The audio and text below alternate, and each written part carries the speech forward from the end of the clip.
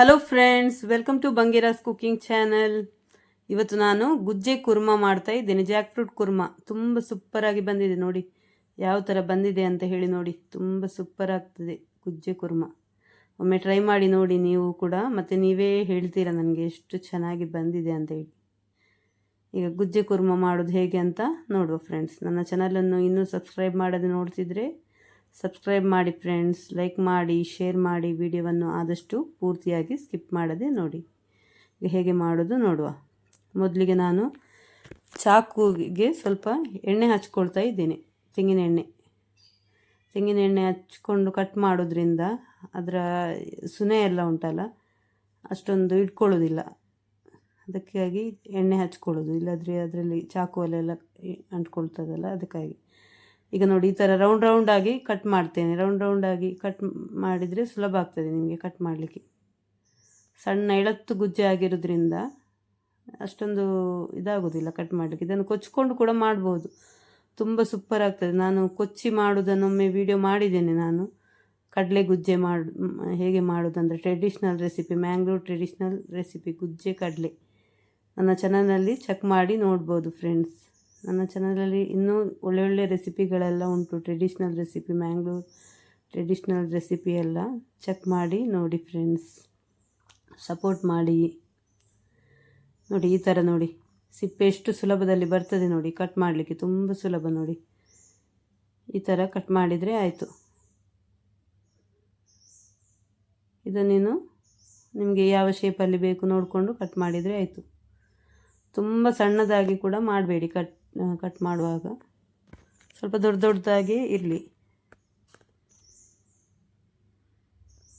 ತುಂಬ ಒಳ್ಳೆಯದಾಗ್ತದೆ ಫ್ರೆಂಡ್ಸ್, ಒಮ್ಮೆ ಟ್ರೈ ಮಾಡಿ ನೋಡಿ. ಈ ಥರ ಗುಜ್ಜೆಯಿಂದ ತುಂಬ ವೆರೈಟಿ ಮಾಡ್ತೇವೆ ನಾವು. ಈಗ ಹಲಸಿನ ಹಣ್ಣಿನ ಸೀಸನ್ ಅಲ್ಲ, ಗುಜ್ಜೆಯಲ್ಲಿ ತುಂಬ ವೆರೈಟಿ ಗುಜ್ಜೆ ಎಲ್ಲ ಆಗ್ತಾ ಉಂಟು. ತುಂಬ ವೆರೈಟಿಯಲ್ಲಿ ಮಾಡ್ಬೋದು. ಗುಜ್ಜೆ ಕಬಾಬ್ ಕೂಡ ಮಾಡ್ತೇವೆ ಫ್ರೈ, ತುಂಬ ಚೆನ್ನಾಗಿ ಬರ್ತದೆ ಗುಜ್ಜೆ ಫ್ರೈ. ಅದು ಕೂಡ ಇನ್ನೊಮ್ಮೆ ಹಾಕ್ತೇನೆ ನಾನು.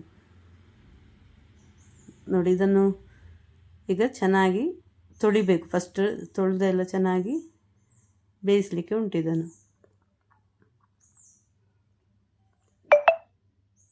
ನೋಡಿ ಕಟ್ ಮಾಡಿ ಎಲ್ಲ ಆಗಿದೆ. ಇನ್ನು ಕುಕ್ಕರ್ನಲ್ಲಿ ಉಂಟಲ್ಲ ಬೇಯಿಸಬೇಕು. ಇದನ್ನು ಒಂದು ವಿಸಿಲ್ ಇಟ್ಟರೆ ಸಾಕಾಗ್ತದೆ. ನೋಡಿ ಕುಕ್ಕರ್ನಲ್ಲಿ ಹಾಕಿದ್ದೇನೆ. ಒಂದು ಸ್ವಲ್ಪ ರುಚಿಗೆ ನೋಡಿಕೊಂಡು ಉಪ್ಪು ಹಾಕ್ಕೊಳ್ಬೇಕು.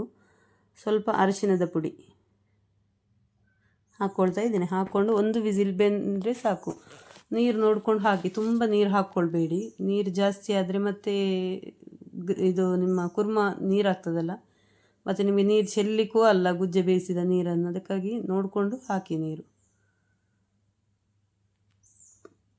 ನೋಡಿ ಈಗ ಬೆಂದಿದೆ.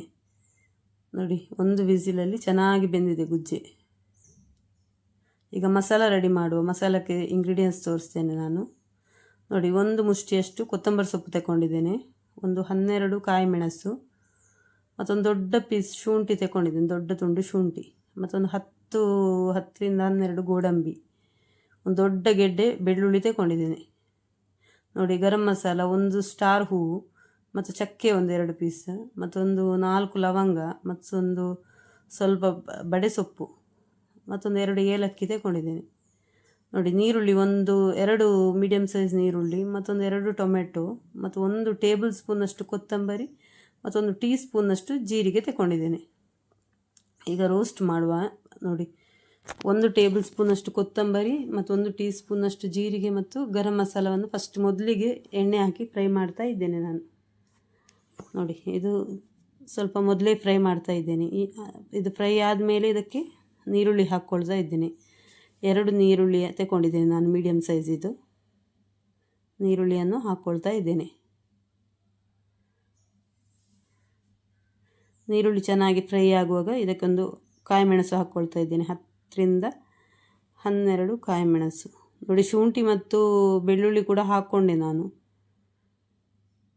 ಶುಂಠಿ 1 ಇಂಚಿನಷ್ಟು ಶುಂಠಿ ಮತ್ತು ಒಂದು ದೊಡ್ಡ ಗೆಡ್ಡೆ ಬೆಳ್ಳುಳ್ಳಿ, ಕಾಯಿ ಮೆಣಸು ಕೂಡ ಹಾಕ್ಕೊಂಡೆ. ಮತ್ತು ಈಗ ಟೊಮೆಟೊ ಹಾಕ್ಕೊಳ್ತಾ ಇದ್ದೇನೆ, 2 ಟೊಮೆಟೊ ಮೀಡಿಯಮ್ ಸೈಜ್ ಇದು 2 ಟೊಮೆಟೊ ಹಾಕಿ ಚೆನ್ನಾಗಿ ಫ್ರೈ ಮಾಡ್ಕೊಳ್ತಾ ಇದ್ದೇನೆ.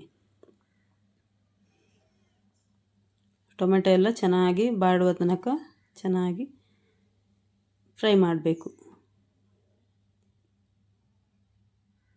ನೋಡಿ ಈಗ ಕೊತ್ತಂಬರಿ ಸೊಪ್ಪು ಹಾಕ್ಕೊಳ್ತಾ ಇದ್ದೇನೆ. ಒಂದು ಮುಷ್ಟಿಯಷ್ಟು ಕೊತ್ತಂಬರಿ ಸೊಪ್ಪು, ಒಂದು ನನ್ನ ಕೈಯಲ್ಲಿ ದೊಡ್ಡ ಮುಷ್ಟಿಯಷ್ಟು ಕೊತ್ತಂಬರಿ ಸೊಪ್ಪು ತಗೊಂಡಿದ್ದೇನೆ. ಕೊತ್ತಂಬರಿ ಸೊಪ್ಪು ಫ್ಲೇವರ್ ತುಂಬ ಚೆನ್ನಾಗಿ ಬರ್ತದೆ ಸ್ವಲ್ಪ ಜಾಸ್ತಿ ಹಾಕೋದ್ರಿಂದ. ಇದು ಕೊತ್ತಂಬರಿ ಸೊಪ್ಪು, ಕಾಯಿಮೆಣಸು ಎಲ್ಲ ಚೆನ್ನಾಗಿ ಫ್ರೈ ಆಗಬೇಕು.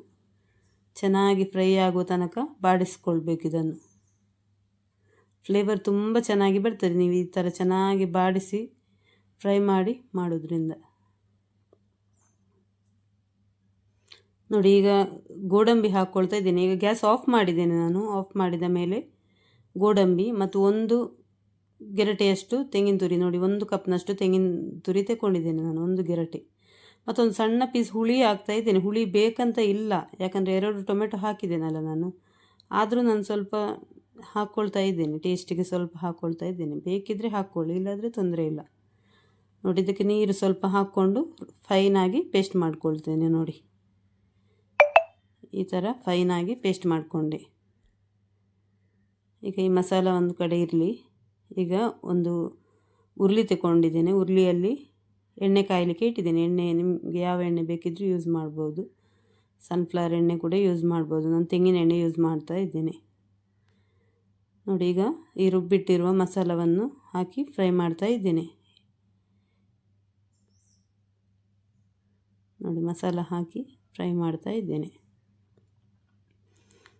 ಈ ಮಸಾಲ ಚೆನ್ನಾಗಿ ಕುದಿಯುವಾಗ ಉಂಟಲ್ಲ, ನೋಡಿ ಇದಕ್ಕೆ ಉಪ್ಪು ಸ್ವಲ್ಪ ಹಾಕ್ತೇನೆ ನಾನು. ರುಚಿ ಇದು ಗುಜ್ಜೆ ಬೇಯುವಾಗ ಹಾಕಿದ್ದೇನೆ ನಾನು ಉಪ್ಪು. ಈಗ ನೋಡಿಕೊಂಡು ಹಾಕಿದರೆ ಆಯಿತು, ಉಪ್ಪು ಎಷ್ಟು ಬೇಕು ಅಂತ ನೋಡಿಕೊಂಡು ಹಾಕಿದರೆ ಆಯಿತು. ನೋಡಿ ಈಗ ಇದು ಮಸಾಲ ಚೆನ್ನಾಗಿ ಕುದಿಯುವಾಗ ಉಂಟಲ್ಲ, ನೀವು ಬೇಯಿಸಿಟ್ಟಿರುವ ಗುಜ್ಜೆ ಉಂಟಲ್ಲ ಅದನ್ನು ಹಾಕ್ಕೊಳ್ಬೇಕು. ನೋಡಿ ಈಗ ಕುದೀತಾ ಉಂಟು ಮಸಾಲೆ. ಈಗ ನಾನು ಗುಜ್ಜೆಯನ್ನು ಹಾಕ್ಕೊಳ್ತಾ ಇದ್ದೇನೆ. ನೋಡಿ ಬೇಯಿಸಿದ ನೀರೆಲ್ಲ ಕರೆಕ್ಟಾಗಿ ಬಂದಿದೆ. ಇದಕ್ಕೆ ತುಂಬ ಏನು ಇಡಲಿಲ್ಲ ನಾನು, ನೀರು ಕರೆಕ್ಟಾಗಿ ಬಂದಿದೆ. ಕುರ್ಮ ನೋಡಿ ಇದೇ ಕನ್ಸಿಸ್ಟೆನ್ಸಿಯಲ್ಲಿ ಇರಬೇಕು ನಿಮಗೆ ಗ್ರೇವಿ. ಇನ್ನಿದು ಚೆನ್ನಾಗಿ ಕುದಿಬೇಕು. ತುಂಬ ಸೂಪರ್ ಆಗ್ತದೆ ಫ್ರೆಂಡ್ಸ್. ಒಮ್ಮೆ ಟ್ರೈ ಮಾಡಿ ನೋಡಿ ಈ ಥರ ಗುಜ್ಜೆ ಕುರ್ಮ ನೀವು, ಮತ್ತು ನೀವೇ ಹೇಳ್ತೀರಿ ನನಗೆ ಎಷ್ಟು ಚೆನ್ನಾಗಿ ಬಂದಿದೆ ಅಂತ ಹೇಳಿ. ನೋಡಿ ಕುದಿತಾ ಉಂಟು ಚೆನ್ನಾಗಿ, ಒಳ್ಳೆ ಕುದಿಬೇಕಿದು. ಮೀಡಿಯಮ್ ಫ್ಲೇಮಲ್ಲಿ ಸ್ವಲ್ಪ ಮೀಡಿಯಮ್ ಫ್ಲೇಮಲ್ಲಿ ಇಟ್ಟು ಚೆನ್ನಾಗಿ ಕುದಿಸಬೇಕು. ನೋಡಿ ಗುಜ್ಜೆ ಕುರ್ಮ ರೆಡಿಯಾಗಿದೆ. ನೋಡಿ ತುಂಬ ಸಖತ್ತಾಗಿ ಬಂದಿದೆ ಫ್ರೆಂಡ್ಸ್. ಒಮ್ಮೆ ನೀವು ಟ್ರೈ ಮಾಡಿ ನೋಡಿ ಈ ಥರ ಗುಜ್ಜೆ ಕುರ್ಮ, ಮತ್ತು ನನಗೆ ಹೇಗೆ ಆಗಿದೆ ಅಂತ ಕಮೆಂಟ್ ಮೂಲಕ ತಿಳಿಸಿ ಫ್ರೆಂಡ್ಸ್. Thank you friends.